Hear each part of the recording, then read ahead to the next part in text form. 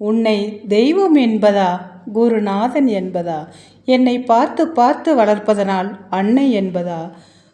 உன்னை தெய்வம் என்பதா, குருநாதன் என்பதா, என்னை பார்த்து பார்த்து வளர்ப்பதனால் அன்னை என்பதா?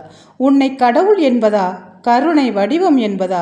உன்னை கடவுள் என்பதா, கருணை வடிவம் என்பதா? ஐயா ஞானதானம் தந்த உன்னை தந்தை என்பதா? சேரும் செல்வமெல்லாம் உன் அருளன்றோ, பாடும் பாடலெல்லாம் உன் தயவன்றோ முருகா? அள்ளி கொடுப்பதில் வல்லமை பெற்றவன் அப்பன் பழனியப்பன். தினம் அச்சம் தவிர்ப்பவன், ஆறுதல் சொல்பவன் அப்பன் பழனியப்பன். கள்ளம் கபடம் இல்லாதவர் தம்மிடம் காவலில் நின்றிருப்பான். அங்கு கால்நடையாய் வரும் மானிட ஜாதியை கண்டு கழித்திருப்பான். துள்ளி வரும் வடிவேலுக்கு மேலொரு ஜோதி பிழமும் உண்டோ? அந்த சுப்பையன் போலொரு அற்புத தெய்வத்தை சொல்ல மொழியும் உண்டோ?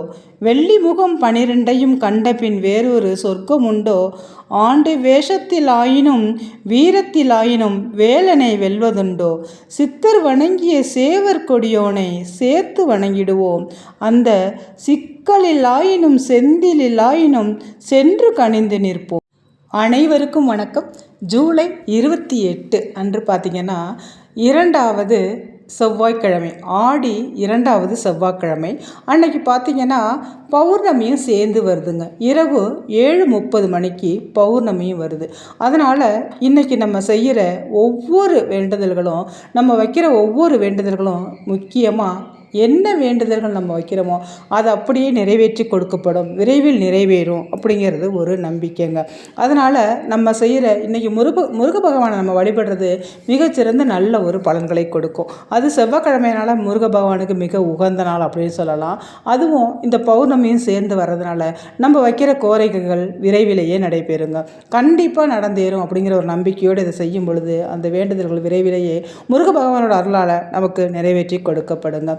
அன்றைக்கி பார்த்தீங்கன்னாக்கா 2வது செவ்வாய்க்கிழமை, அதாவது இரவு நீங்கள் 8 to 9 அந்த முருக பகவானுக்கு இந்த வழிபாட்டு முறை நீங்கள் செய்கிறதுனால, அதாவது உங்கள் வேண்டுதல்கள் என்னவோ அந்த வேண்டுதல்கள் அந்த நேரத்தில் வைக்கும் பொழுது விரைவிலேயே, அதாவது ஒரு 3 மாதத்திற்குள்ளாகவே அந்த வேண்டுதல்கள் கண்டிப்பாக நிறைவேற்றி கொடுக்கப்படும். இந்த வீடியோவை நீங்கள் பார்க்குறதுக்கு முன்னாடி நம்ம சேனலை இப்போ தான் பார்க்குறீங்கன்னா ஃபாலோ பண்ணிவிட்டு பாருங்கள். உங்களோட ஃப்ரெண்ட்ஸ் அண்ட் ரிலேஷனுக்கு ஷேர் பண்ணிவிடுங்க. நான் போடுற ஒவ்வொரு முக்கியமான தகவல்களும் உங்களுக்கு உடனே கிடைக்குங்க. இந்த முக்கியமான ஆடி செவ்வாய்க்கிழமை, ஆடியில் செவ்வாய்க்கிழமை, வெள்ளிக்கிழமை எல்லாமே மிக முக்கிய நாள்னு சொல்லலாங்க.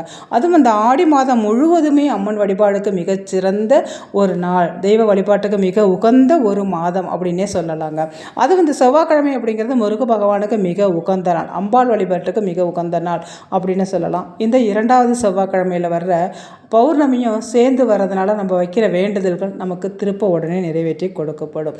அன்னைக்கு உங்களால் முடிந்த நைவேத்தியம் பால் காய்ச்சி வச்சு நம்ம ஒரு நாட்டு சக்கரை சேர்த்து வைக்கலாங்க, அல்லது தேனும் தினைமாவும் கலந்து வச்சு நம்ம நைவேத்தியமாக முருக பகவானுக்கு அன்னைக்கு வைக்கிறது விசேஷம். அதே போல் நம்மளுடைய வேண்டுதல்கள் என்னவோ அதை வைக்கும் பொழுது ஏதாவது ஒரு சிறிய நைவேத்தியம் வைத்து நம்ம வழிபடுறது சிறப்பு.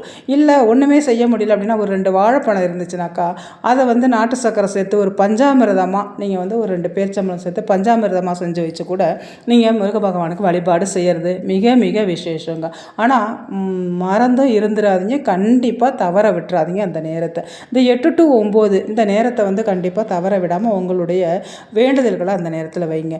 எனக்கு வேலை கிடைக்கணும், நான் அந்த வேலைக்காக ரொம்ப நாளாக முயற்சி செஞ்சிட்ருக்கேன் அப்படின்னு சொல்லிட்டு வேண்டுறவங்க இந்த நாளை நீங்கள் தவற விட்டுறாதீங்க. ஏன்னா இந்த செவ்வாய்க்கிழமையும் ஆடி செவ்வாய், அதுவும் இந்த பௌர்ணமியும் சேர்ந்து வர்ற இந்த நாள் நம்ம வைக்கிற வேண்டுதல்கள் நமக்கு திருப்பி உடனே கிடைக்கும். அது 3 மாதத்துக்குள்ளாகவே கண்டிப்பாக அந்த வேண்டுதல் நிறைவேற்றி கொடுக்கப்படும். நான் குழந்தை பேருக்காக விரதம் இருந்துட்டுருக்கேன், நான் வேண்டுதல்கள் வைக்கிறேன் அப்படின்னா அந்த நேரத்தில் எல்லா வேண்டுதல்களும் வைக்காமல் ஒரே ஒரு வேண்டுதல்கள், உங்களோட முக்கியமான கோரிக்கைகள் ஒன்றை மட்டும் அந்த நேரத்தில் வச்சு உங்களோட வேண்டுதல்களை வைங்க. கண்டிப்பாக முருக பகவானோட அருளால் விரைவிலேயே உங்களுடைய வேண்டுதல்கள் நிறைவேற்றி கொடுக்கப்படும். நீங்கள் இந்த ஒரு வேண்டுதல்களை வச்சுட்டு அதோட நிறுத்திடக்கூடாதுங்க. நான் வேண்டினேன் எனக்கு நடக்கலை நான் விட்டுட்டேன் அப்படின்னு சொல்லவே கூடாது. முருக பகவான் பொறுமையை தாங்க கொடுப்பாரு. ஆனால் கண்டிப்பாக உங்களோட வேண்டுதல்கள், நியாயமான கோரிக்கைகளை ஒருபோதும் கைவிடாமல் அவர் நிறைவேற்றி கொடுப்பார். அந்த நம்பிக்கையோட, ஒரு நம்பிக்கை இருக்கும் பட்சத்தில், நம்பிக்கை தான் வாழ்க்கையில் முக்கியங்க. அதனால் நம்பிக்கையாக முருக பகவான்கிட்ட அந்த நேரத்தில் உங்களோட வேண்டுதல்களை வச்சு நீங்கள் அவர்கிட்ட நீங்கள் வேண்டுதல்களை வைங்க. அதே போல் கமெண்ட் செக்ஷனில் ஓம் சரவண பவ அப்படிங்கிற அந்த மூல மந்திரத்தை நீங்கள் டைப் பண்ணுங்கள்.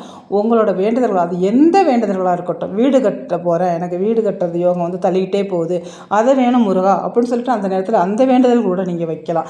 இல்லை நான் ஒரு மனம் வாங்கணும் அப்படிங்கிற வேண்டுதல்களை வைக்கலாம். என் குழந்தை நல்லா படிக்க மாட்டேங்குது, நல்லா படித்து ஒரு முன்னேறணும், நல்ல ஒரு பொசிஷனுக்கு வரணும் அப்படிங்கிற அந்த வேண்டுதல்கள் கூட நீங்கள் வைக்கலாம். இல்லை வீட்டில் அடிக்கடி உடம்பு சரியில்லாமல் போகுது யாருக்காவது, அது வந்து சரியாகணும் அப்படின்னு சொல்லிட்டு உங்களோட வேண்டுதல்கள் என்னவோ அந்த ஒரு வேண்டுதல்களை அந்த நேரத்தில் வச்சு நீங்கள் வழிபாடு செய்யுங்க.